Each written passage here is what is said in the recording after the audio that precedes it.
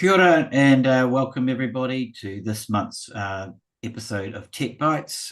My name's Craig Young and the CEO of the Technology Users Association. I often forget to tell people that, but I am branded this month, and it's my great pleasure to be speaking today with a totara, I think probably you might say, in Māori tech, and just in the things that he's done, Dr. Warren Williams. Kia ora, Warren.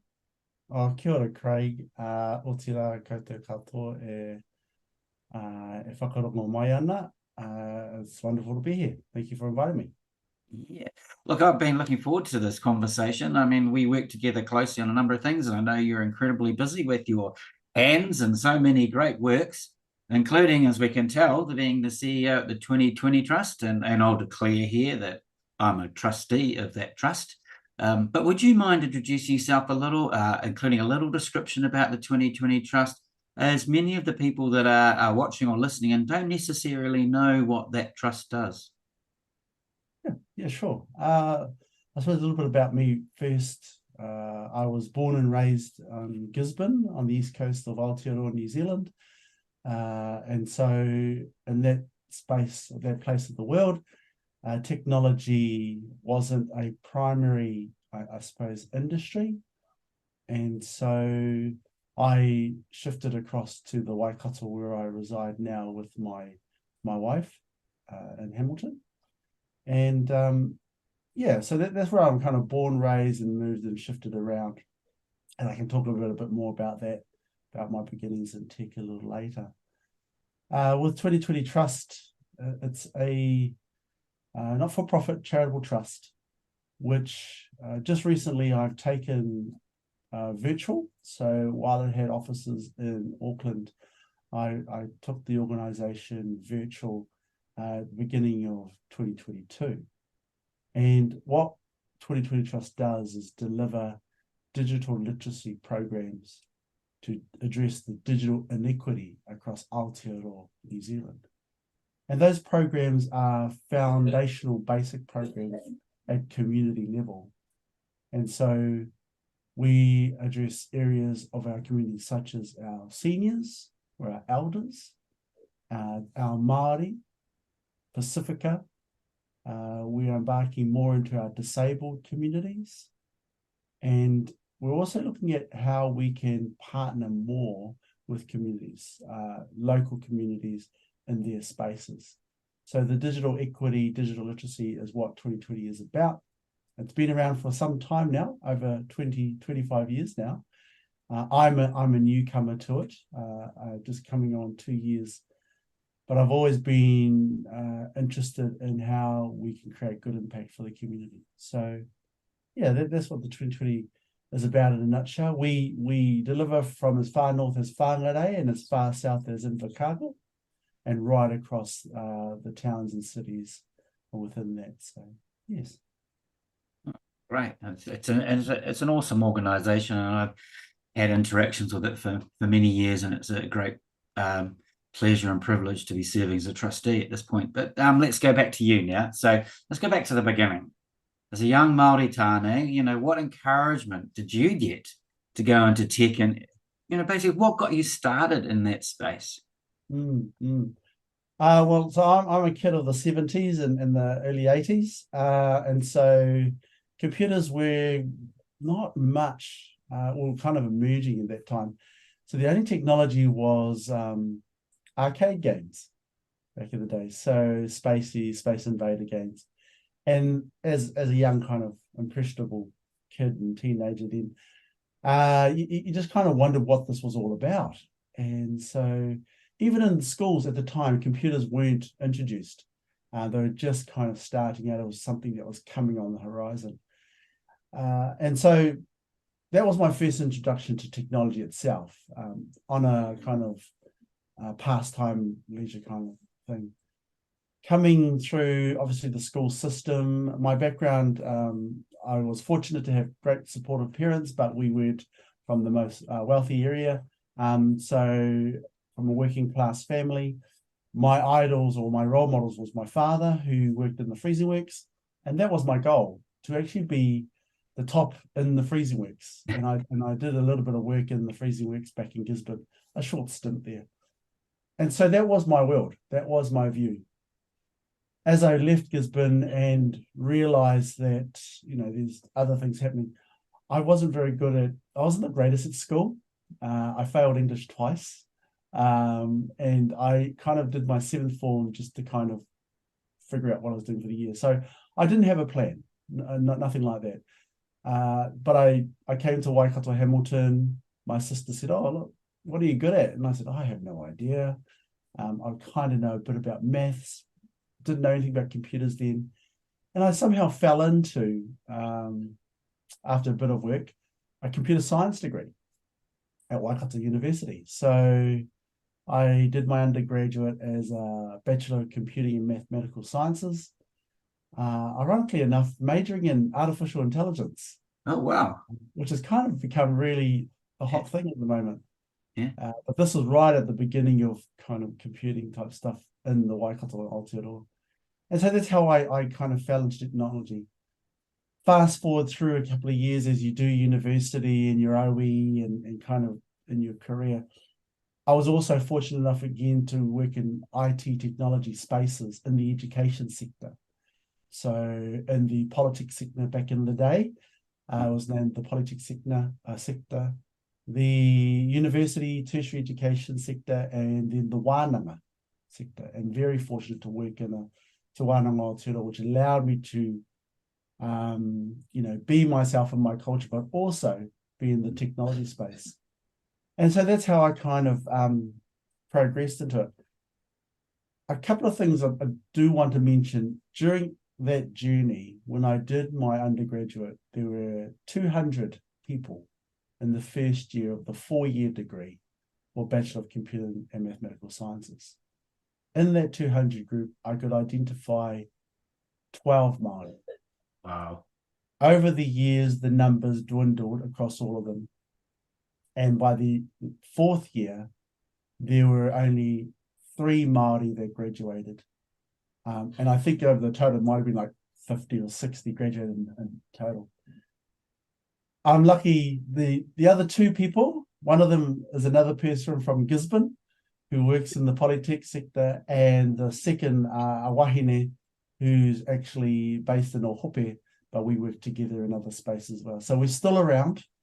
But the hunger started from there. The energy started from, where are Māori in technology?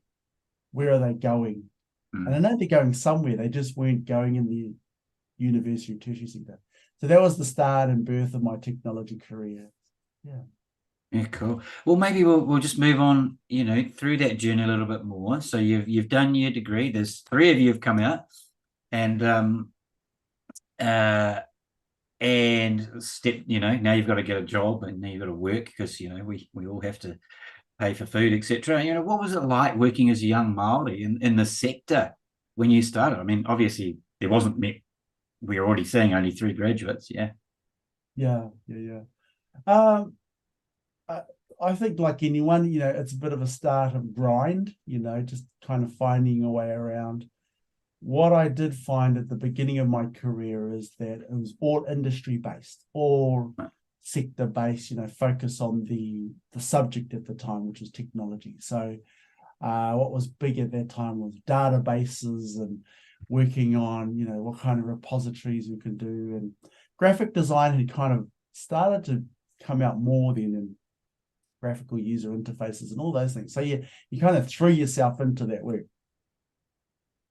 What I noticed though was the environments working in, some were conducive to your culture, some weren't so much, and that's okay. I recognize that you go and work in those sectors to get experience, in technology.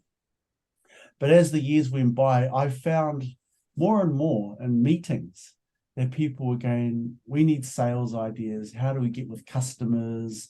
And I suppose many of those who are watching are probably in, project meetings, right? How do we engage with customers better? How do we values-based, principle-based? And I noticed, well, I kind of do that, and many Māori, we do that naturally outside our work, relationships and all those things. So I started to see a bit of two pathways that I could see converging better. One was a marketing customer experience, and one was, well, values-based, which naturally happens in Māori culture, manaakitanga, kotahitanga. So I could see there's something here slowly converging. And this was before many people had their vision and missions translated into reo Māori and so forth. So I'm glad to see that's happening more over time. Yeah, okay.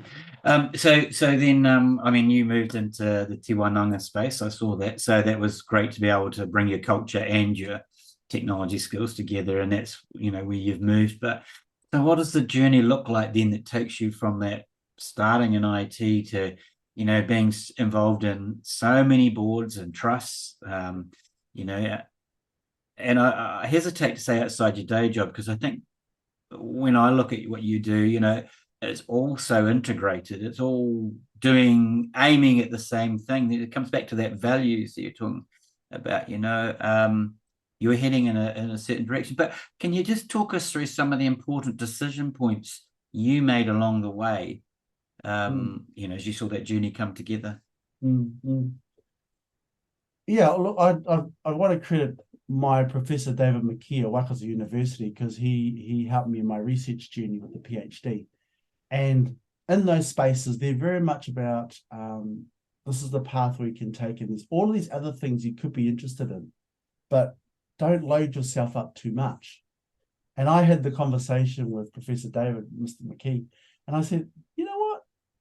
I see on LinkedIn and I see on social media people go, work-life balance, you can do this, you can do that. And I said, why do we have to section out parts of our lives and think that's just for that? So it's just for work, it's just for home, it's just for your hobby.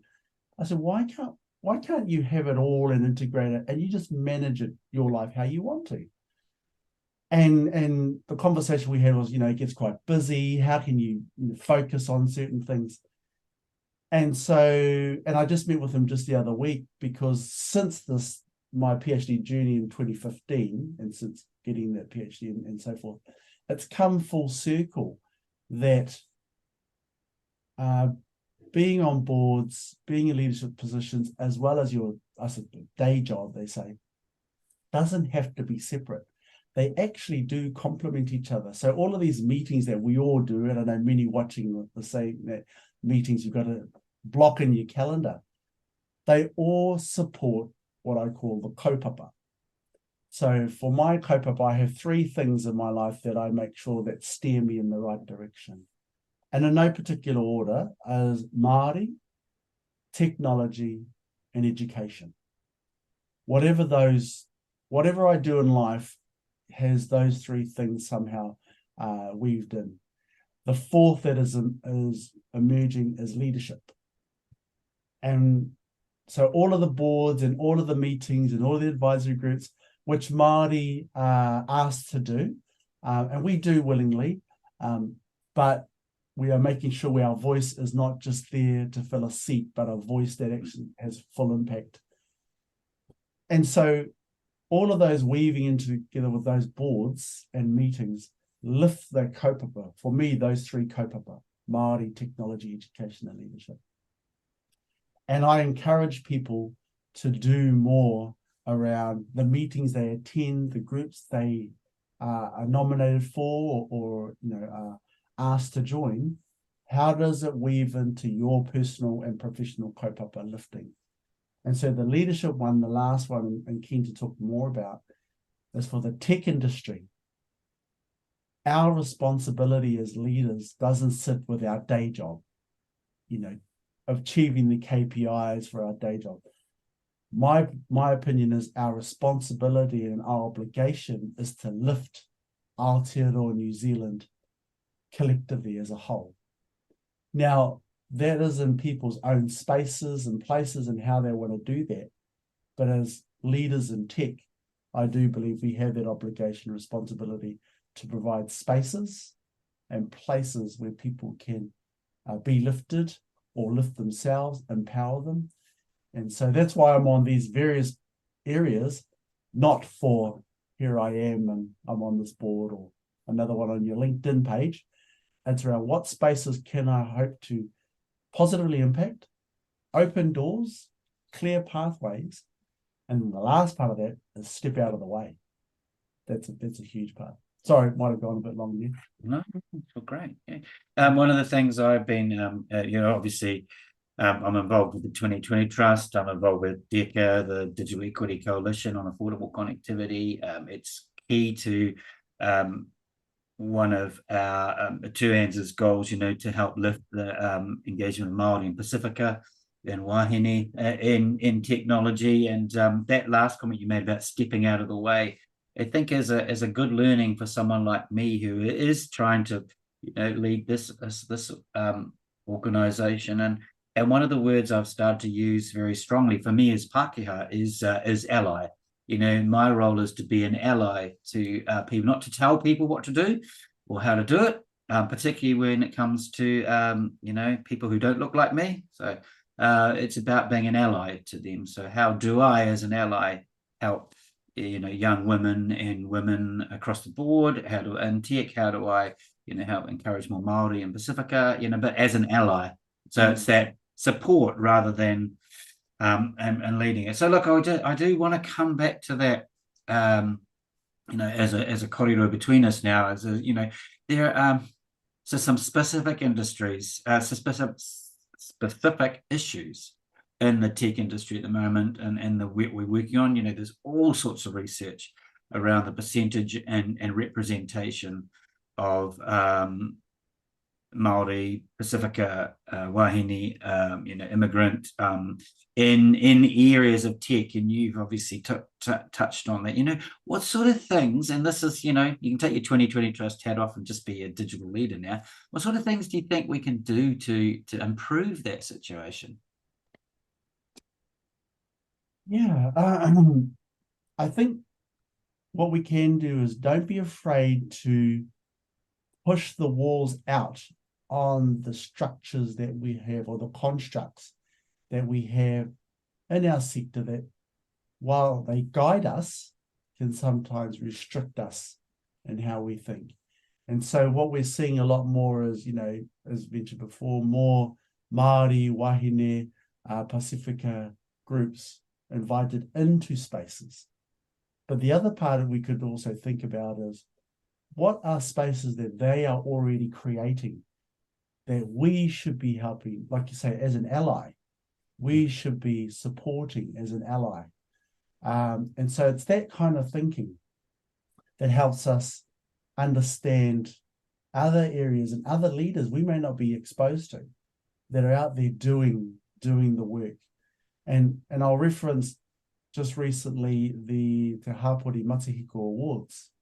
Now, that was a huge successful event. And a little time before that was the High Tech Awards, which again is a huge successful event. And the High Tech Awards, have been to those many times, and they are a great celebration of what's happening in Aotearoa, New Zealand. The Hapori Matahiko Awards, exactly the same, with a Māori lens as well.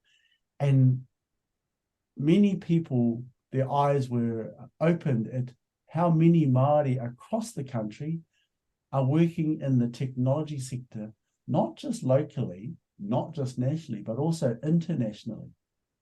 And so that's been there for some time, about over 30 years actually.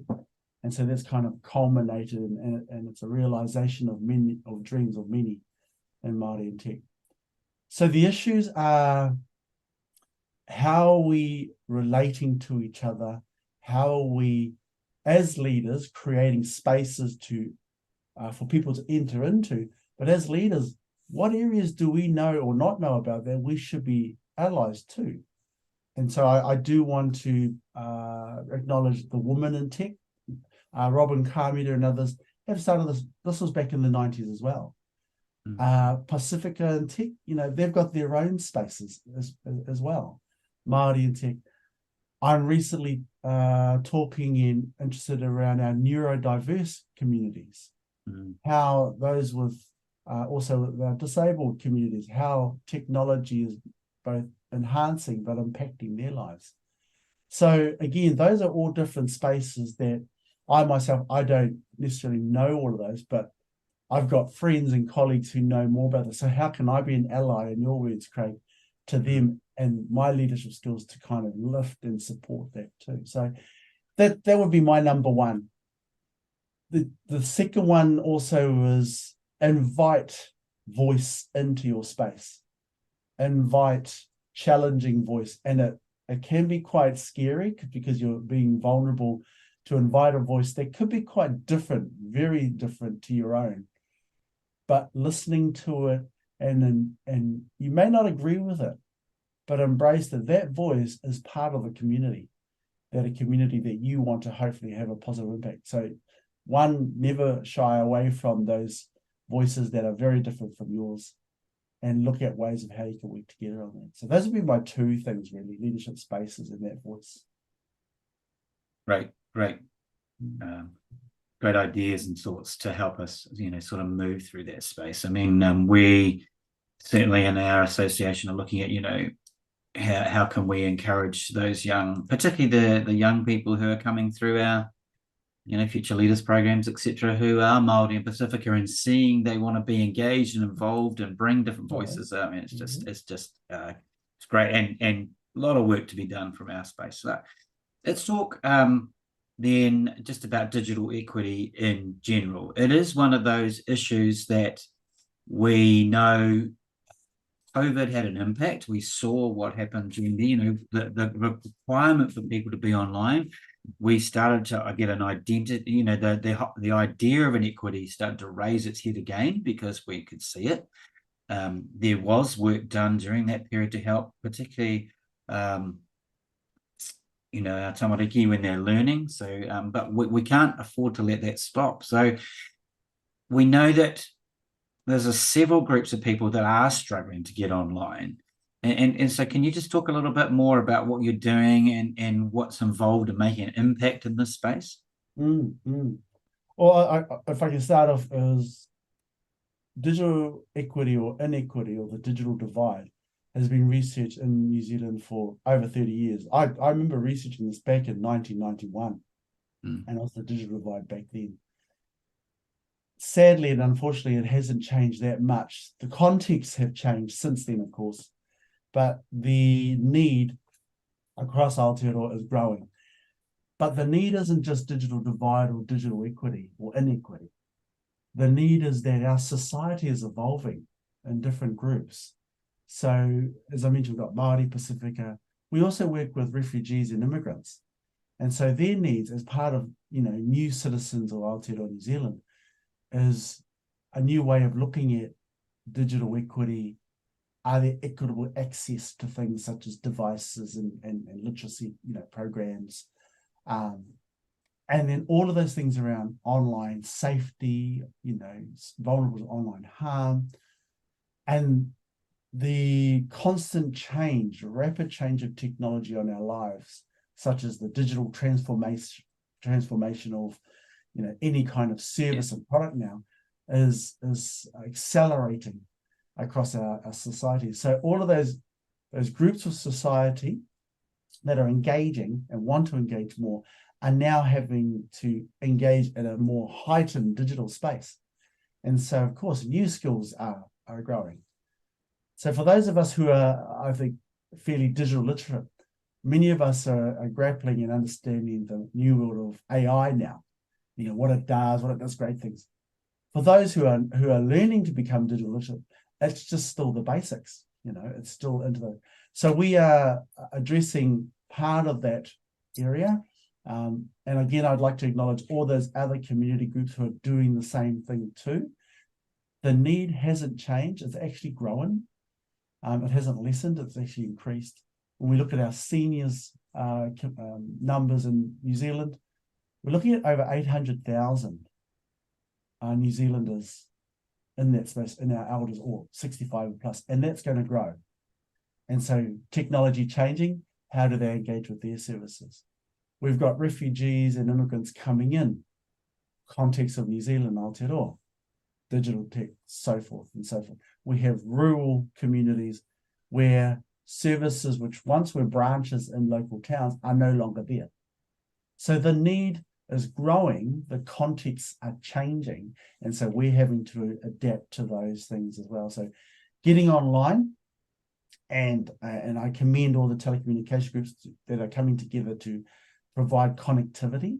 That is a great start. But a whole digital equity lens is connectivity, access to devices, access to literacy, access to services, and not just digital services too. So I was talking recently, interviewing a group in Wellington that community-wise was based around other services, access, paperwork, printing, scanning, access to justice of the peace. Now with digital, the community hub is looking at what can we provide: internet connectivity, having a JP service very close, and I know digital JP services are a discussion at the moment. Understanding digital identity. Oh my gosh, that's just a whole nother realm itself. What does it mean? And that's for us who are digitally literate, understand, getting our heads around it. For those who it's going to significantly impact, that's a whole nother journey. So while it's from 30, 40 years ago, it was there, it hasn't changed, it's increasing, but the contexts are changing, we are adapting. There's an opportunity for us, this sector here, to bring our lens and really kind of apply positive impact. Cool. All right. Hey, look, I know we're running out of time, so let's just go broader to finish. You're a digital leader in Aotearoa. I ask this question of everybody I talk to on this Tech Bytes. What big ideas should a country like ours focus on if we want to move up that global digital competitive ladder? Oh gosh, we don't have enough time for all the ideas. I think we need to talk about NZ Inc. a lot in the global stage, and there are a lot of players in there. Idea-wise is I'm all about what do we have, what do we offer that the world is needing, wanting, and possibly lacking. And what I think in New Zealand is humanity. Our values base, our approach to humanity. We have a number of people from overseas coming to New Zealand, not always for the jobs, not always for the money, but it's for the life. What do we talk about? So what we used to think was bad as closing shops on a Sunday afternoon is actually welcome because you can spend time with family. So it's looking at what can we do there. So now in a digital world, remote workforce, changing workforce, multiple jobs. So rather than your day job, multiple hats where you're impacting a number of sectors. I think there's an opportunity there for us to do as leaders on a global stage, and never apologize for who we are as New Zealanders and what we do. That's what people love to see, our culture, our various cultures, not just Māori culture. And yeah, just proud of what we bring to the world and our humanity, our values, our family-based values as well. I remember at our Tech Users Day, our very first one back in 2021, Kylie Reri talking about superpowers and what New Zealand superpowers are, including Te Ao Māori. So that's pretty cool. Hey, look, any last comments or thoughts you want to share before I wrap up? My last comment is again around kotahitanga and relationships. How can we as leaders, those watching, how do we engage authentically with each other? How can we raise each other up? Because the world is a big place, but it's also a small place in Aotearoa. Yeah. So your friends are literally 1 or 2 degrees apart. And I just want to kind of salute all of those leaders out there as well who are doing the hard grind, but pop your head up every now and then and look at the beauty of the world in Aotearoa, New Zealand, and what we're doing. So, yeah. Kia ora, Warren. Thank you so much for giving of your time. And I know you're incredibly busy. It's been great to have you and to have this chat, which, we don't often get to do when we're just, involved in meetings and running around doing things. Thanks everybody for listening in today. You can watch it again if you want. It'll be on our YouTube channel. And of course, this gets turned into an audio podcast. It's on all the platforms. I just did check it. It is definitely on iHeartRadio now too as well. So, we like to get it out there. So thank you again, Warren, and we'll see you again, and we'll see everybody else again for next month's Tech Bytes. Kia ora. Ngā mihi.